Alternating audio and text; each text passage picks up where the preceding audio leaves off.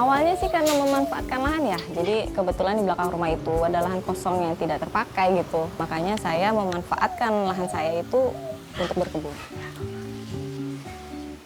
Kalau berkebun itu nggak harus susah dan nggak harus repot. Jadi pakai aja barang yang ada. Misalnya punya limbah pot bekas atau toples bekas yang kebetulan saya punya itu, jadi saya manfaatkan lagi. Jadi saya tidak perlu mengeluarkan dana lebih untuk berkebun.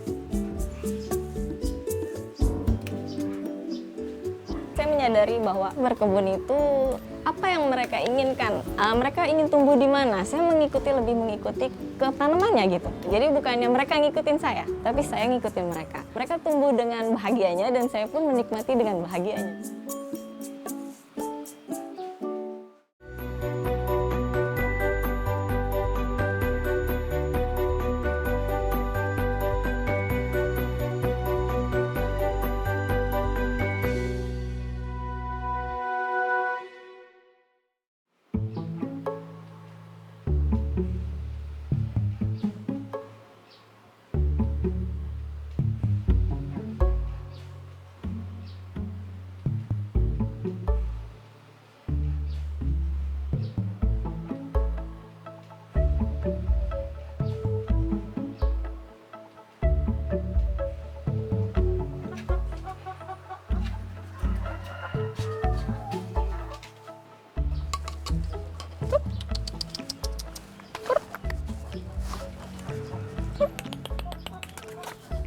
Let's go, ayo sini kita makan. Good.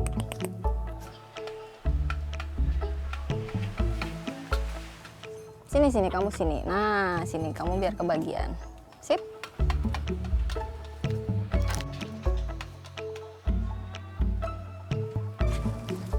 Selamat datang di Integrated Kebunnya Sarah. Integrated farming di sini kita habis kasih makan ayam. Yang kebetulan ini ada sisa makan saya tidak habis, maka kita kasih ke ayam supaya tidak mubazir dan tidak terbuang ya. Setelah kita kasih makan ayam, mari kita lanjut berkebun yuk.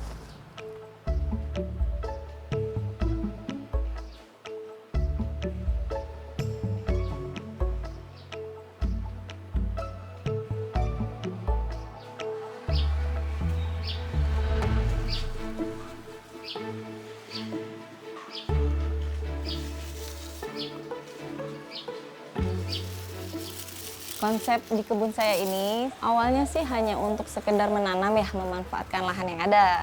Tapi ternyata dengan berjalannya waktu saya mulai belajar tentang integrated farming, terus tentang mencintai produk organik gitu. Bisa, oh ternyata saya jadi jatuh cinta juga gitu.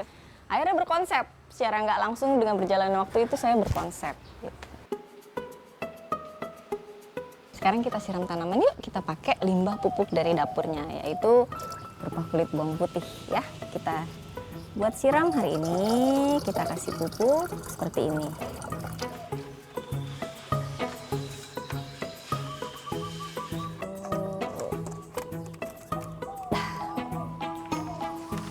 Kita siap siram tanaman, oke?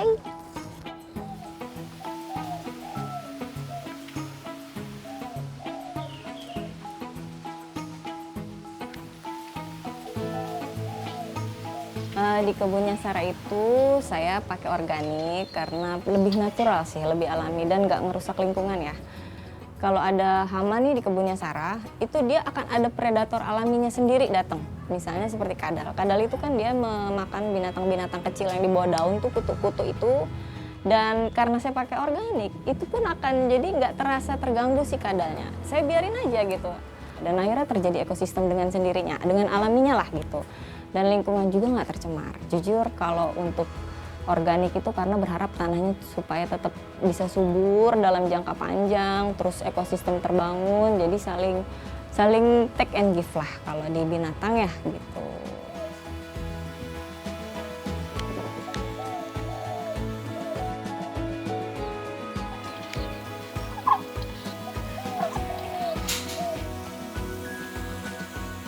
Nah, karena rumah saya itu tepatnya di bawah jalan raya, bising sekali dengan suara kendaraan.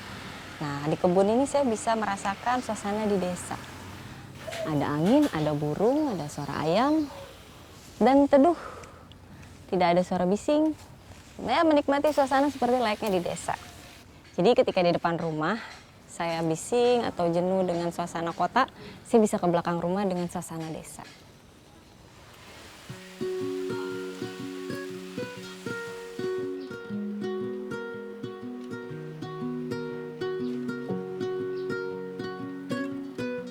Di kebun sini tuh memang kalau dilihat kurang estetik mungkin secara mata, tapi saya di sini mencoba untuk memanfaatkan limbah yang ada. Artinya gini, seperti ini ya, ini saya pakai kebetulan toples. Toples ini udah nggak kepake, mungkin kalau kita mau buang pun bingung buangnya kemana dan akan jadi menemuin sampah aja kan. Jadi saya pakai, ini bekas styrofoam pun saya pakai biasanya buat pembibitan. Nah seperti ini, tutup saji ini udah nggak kepake sebenarnya, tapi saya pakai buat pembibitan. Jadi mencoba melihatlah apa yang bisa kita manfaatkan di rumah gitu, yang tidak terpakai lagi gitu.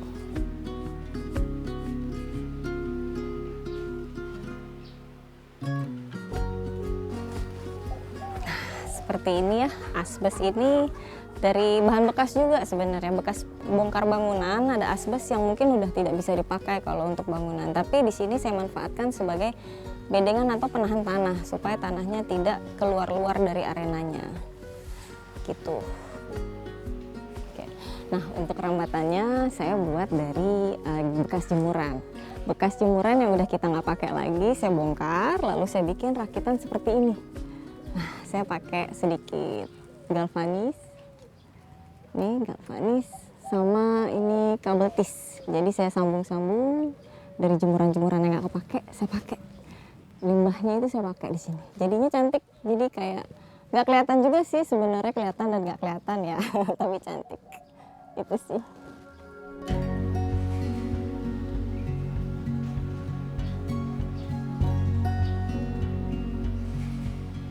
Kita punya misi gini ya, kalau berkebun itu nggak harus susah dan nggak harus repot. Jadi pakai aja barang yang ada. Berkebun itu nggak ribet gitu, nggak sulit. Jadi mulai kita lihat aja dari rumah sampah kita tuh punya limbah apa. Misalnya punya limbah pot bekas atau toples bekas yang kebetulan saya punya itu, jadi saya manfaatkan lagi. Jadi saya tidak perlu mengeluarkan dana lebih untuk berkebun karena berkebun itu sebenarnya menyenangkan sih.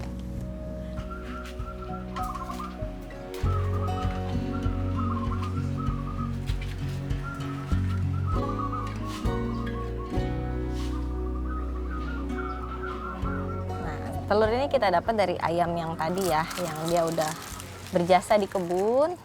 Nah, setelah kita makan cangkangnya pun kita nggak buang ya. Jadi dari kebun kembali ke kebun. Cangkangnya ini biasanya saya nggak pakai blender, menghemat listrik. Saya pakainya ini. Biasanya saya kumpulin. Ini untuk menjadi pupuk. Ini untuk pupuk kalsiumnya tanaman.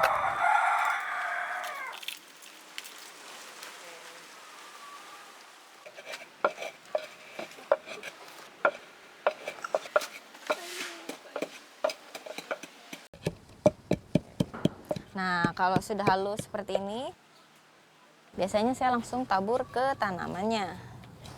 Yuk kita tabur ya ke tanaman kita.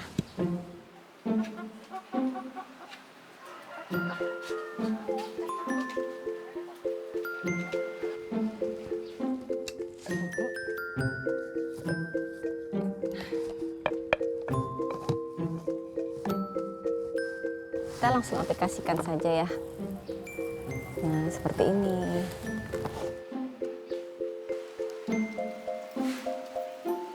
Nah, kenapa tanaman ini saya kasih cangkang telur?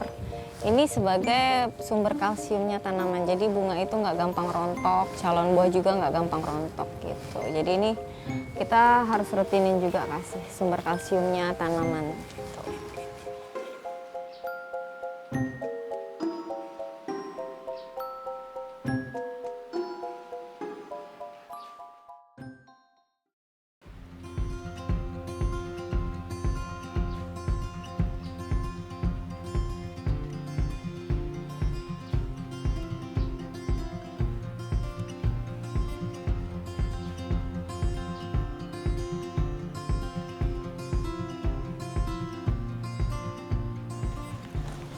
Nah, hari ini kita akan panen di kebunnya Sarah. Apa aja yang kita panen, kita lihatin.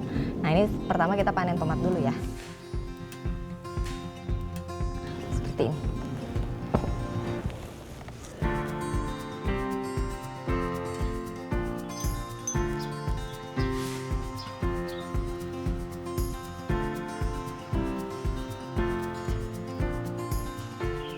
Di kebun saya itu alhamdulillah ya, untuk kebutuhan di dapur atau di rumah itu 70% sudah bisa mencukupi. Walau beberapa masih belum komplit, tapi kalau saya sistemnya seperti ini. Kalau saya punya terong, saya makan terong. Saya nggak akan cari yang nggak ada gitu.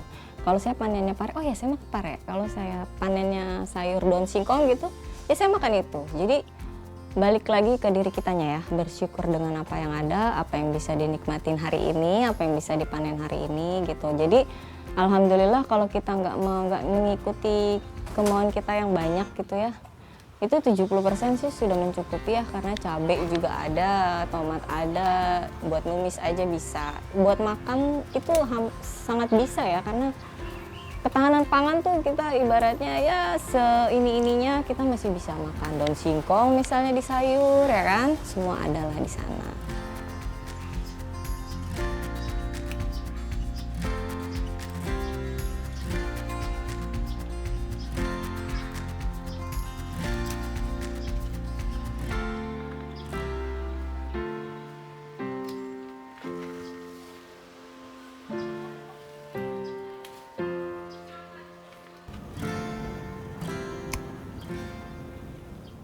Ternyata di sini ada kutu putihnya ya. Ini tuh hama. Sebelum dia menyebar lebih banyak, kamu bisa semprotin sama larutan kulit bawang putih. Jadi bawang putih yang kamu rendam itu kamu bisa semprotin ke sini.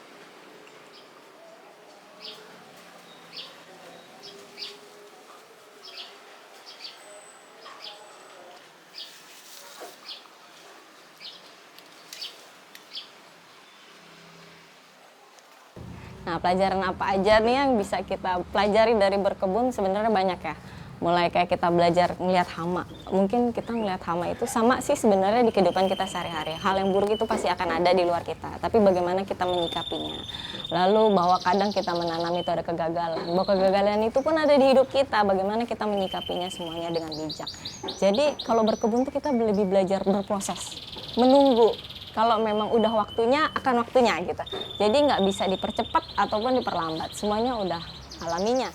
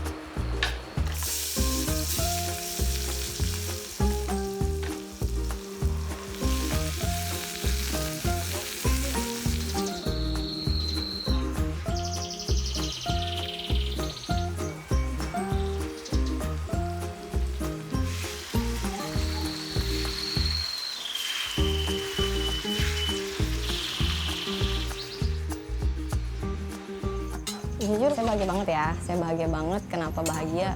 Karena bisa ngasih tahu bahwa kita kalau punya ketahanan pangan sendiri, mandiri pangan sendiri itu enak loh. Apalagi berupa kebun yang sejuk gitu, rindang gitu kan, nyaman loh gitu. Kita nggak perlu punya rasa khawatir ya, rasa khawatir tentang pangan yang tiba-tiba harga naik atau tiba-tiba nggak ada di luar gitu. Jadi lebih nyaman lah, lebih kayak kita punya stok pakan nih untuk seminggu ke depan dari hasil panen kita gitu.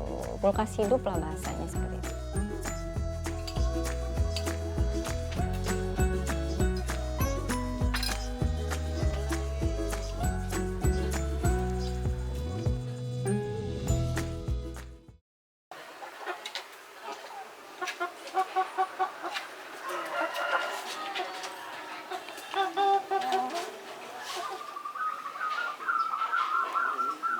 Awalnya itu kan memang berkebun ya, ternyata dalam berkebun itu kita butuh pupuk.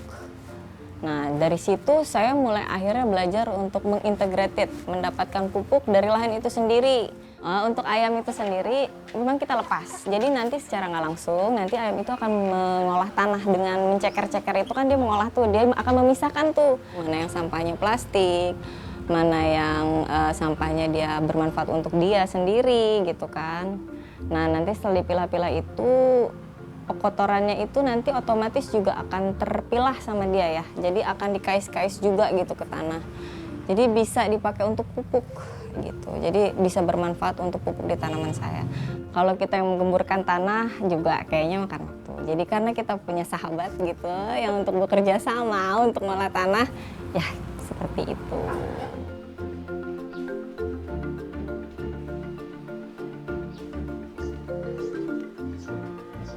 Nah, ini salah satu kandang ayam saya untuk mereka tidur ya, karena kebetulan di kebun saya itu masih banyak predator seperti biawak dan musang. Jadi kalau malam itu memang kita taruh tempat tidurnya dia di sini, kamarnya gitu ya. Nah, di sini dari alas kandang ini kita bisa jadiin pupuk lagi sebenarnya.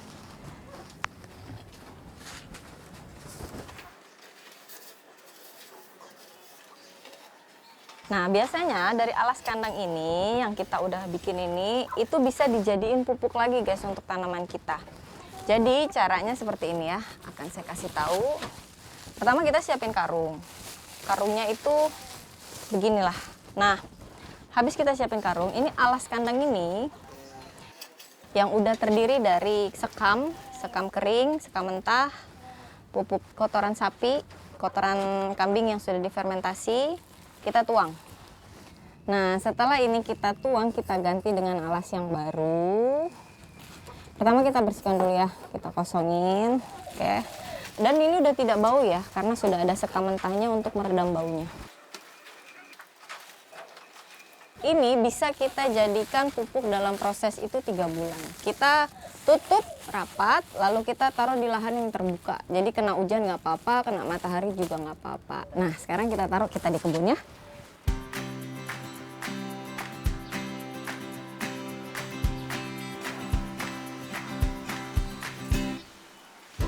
Nah, setelah itu kita taruh di ruang terbuka. Ditaruh aja di tanah di mana kamu mau. Jadi kena sinar matahari dan kena hujan. Harapannya supaya ini dengan sendirinya akan menjadi pupuk yang sudah matang gitu. Nah, setelah dari alas kandang tadi, ini kita proses itu selama 3 bulan. Semakin lama sebenarnya semakin bagus, tapi minimal itu 3 bulan.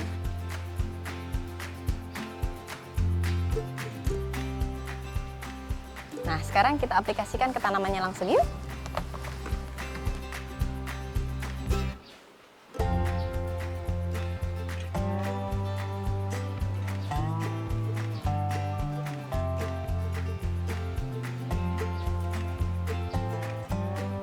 Kebetulan kita di sekeluarga pecinta binatang juga gitu. Jadi untuk kita pelihara ayam, ikan, bahkan kucing juga gitu. Kita tuh semuanya nggak ada rasa untuk jijik ataupun takut untuk apa. Jadi kenapa integrated farmingnya di sini bisa cocok dan terlaksana secara baik gitu? Karena memang dari kitanya sebagai manusianya juga mencintai mereka gitu. Seperti kita bekerja sama lah di dalam kebun ini gitu. Ada yang bagian ngolah pupuknya, ada yang bagian ngabisin limbah dapurnya, ada yang bagian ngolah airnya. Jadi semuanya tuh terintegrated dan gak keluar dari perkarangan kebunnya Sarah ini gitu.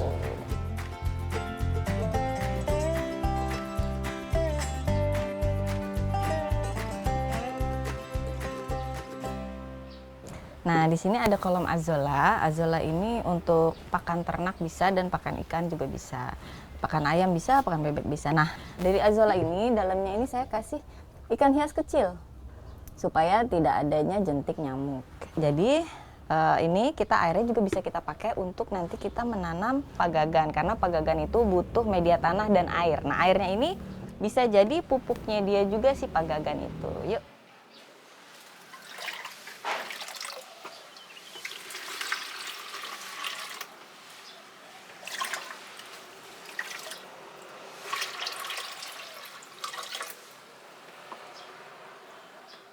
Sekarang kita tinggal ambil pagagannya, kita perbanyak pagagannya. Ayo mari.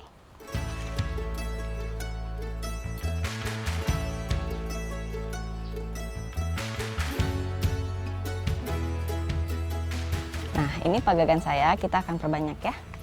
Nah, caranya kita untuk di sini kalau kita lihat pagagan-pagagan ini kan sudah tumbuh akar ya. Nah, ini kita potong aja. Untuk kita pindah tanam, kita perbanyak, kita potong seperti ini. Nah, ini otomatis dia ada akarnya dan kita bisa pindah tanam.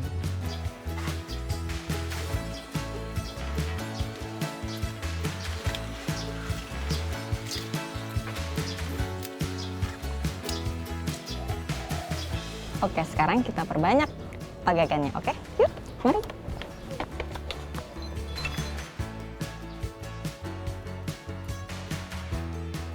Nah, ini sudah kita siapkan air dari air kolom azolanya, pagagannya, lalu wadahnya. Wadahnya itu tidak perlu dilubangi ya, jadi tetap masih utuh. Kebetulan saya ada limbah gelas. Nah, ini juga tanahnya tanah bekas saya menanam, pakai aja yang ada gitu. Lalu jangan lupa ini kita tuang dulu tanahnya ya.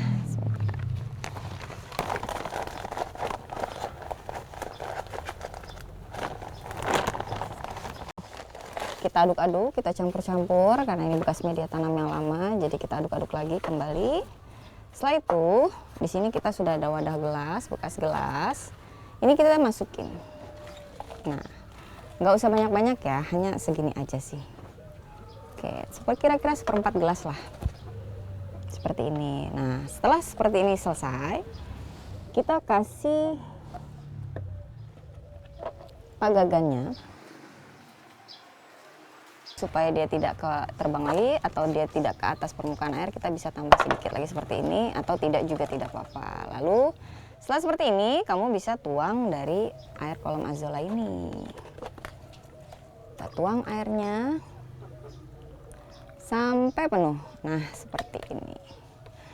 Nah, nanti dia akan jadi cantik sekali. Nah, ini bisa kita perbanyak seperti ini atau dengan ember-ember bekas, gelas-gelas bekas seperti ini. Nanti air ini dia akan sendirinya itu sekam-sekamnya akan turun dia.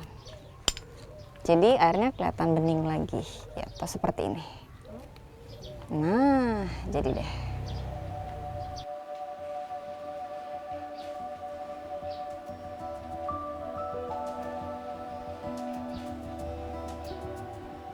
Di kebunnya Sarah tuh saya punya harapan besar sih sebenarnya. One day, suatu saat anak-anak saya besar gitu, mereka bisa menikmati hasil buah dengan organik, sehat, dan nggak keluar biaya yang mahal gitu. Mereka tinggal petik, mereka menikmati itu gitu. Terus supaya jadi keberlanjutan tuh ada gitu untuk regenerasi di bawah-bawah saya ini bisa menikmati. Mungkin kalau di beberapa tahun ke depan ini setelah kita menjalankan ini semua tuh harapannya menyuburkan tanah lagi ya. Jadi bisa menyuburkan tanah lagi dan akhirnya bisa bermanfaat untuk kehidupan jangka panjang kita lagi.